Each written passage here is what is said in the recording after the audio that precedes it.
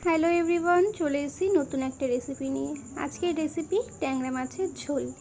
এই ট্যাংরা মাছের ঝোলের রেসিপিটা কিন্তু অসাধারণ আর খুবই সিম্পল। চলো ঝটপট রেসিপিটা দেখে নাও। এখানে কিন্তু মাছগুলো আমি ভালো করে ধুয়ে নিয়েছি আর মিক্সিতে একটা মশলা করে নেব। তার জন্য লাগছে ধনেপাতা আর কাঁচা লঙ্কা। ব্যাস, এই মশলাটা কিন্তু আমি মিক্সিতে করে সাইড করে রাখলাম। এবারে কড়াইতে ভালো করে তেলটা গরম করে নেব, নিয়ে মাছগুলো কিন্তু আমি ভালো করে ভেজে নেব। লাল লাল করে ভেজে নিতে হবে। এই মাছগুলো যদি ছোট কিনতে পাওয়া যায়, তোমরা যদি ছোট মাছগুলো রান্নায় ব্যবহার করো তাহলে কিন্তু ভাজার প্রয়োজন নেই। মাছগুলো যেহেতু বড় আছে তাই জন্য কিন্তু এই মাছগুলো ভেজে নিতে হবে। মাছগুলো আমি এপিট ওপিট করে ভালো করে কিন্তু মাছগুলো ভেজে তুলে নেব। বাকি মাছগুলো কিন্তু আমি এরকম করে সুন্দর করে লাল লাল করে ভেজে নেব।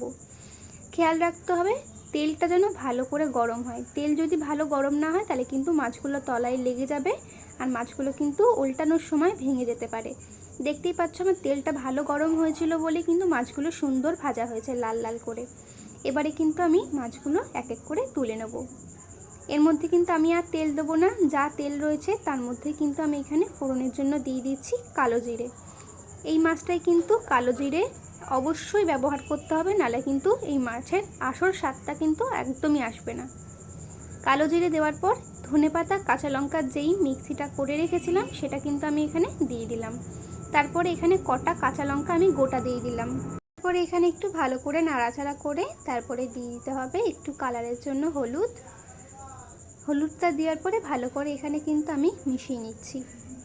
তারপর এখানে দিয়ে দেবো স্বাদ মতো নুন।